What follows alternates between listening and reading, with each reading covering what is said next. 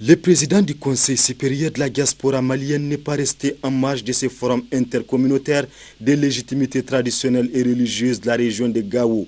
Il est arrivé dans la cité des Askia avec une délégation composée de membres de son bureau dans le but d'apporter sa contribution à cet espace de réflexion sur le rôle des acteurs concernés. Le dialogue social en cours ne pourra jamais réussir sans votre implication, vous.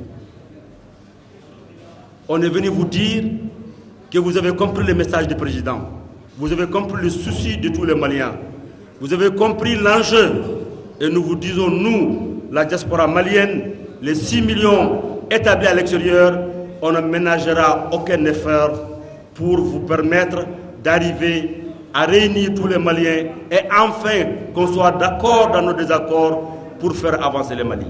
Après son intervention, le président du CSDM a bien voulu s'entretenir avec la presse locale. Avec elle, il a été surtout question de la promotion d'un dialogue inclusif et permanent qu'il qualifie déjà comme un instrument indispensable pour apaiser l'environnement socio-politico-économique. Donc nous disons, l'obstacle que nous avons aujourd'hui, on peut le surmonter. Mais pour ce faire, il faut qu'on dialogue. Et c'est ce dialogue que nous avons initié en faisant en sorte que le chef de l'opposition et le président se parlent.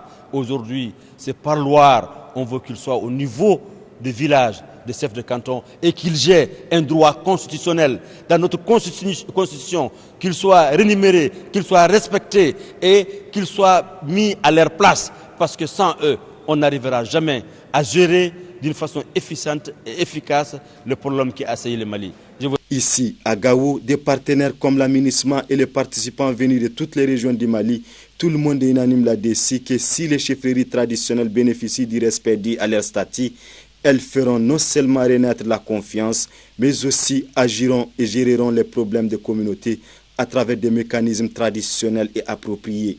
Moi, je suis parfaitement d'accord avec vous. Et je pense que vous et nous, moi, je vais continuer à organiser. Nous pouvons former une équipe qui gagne.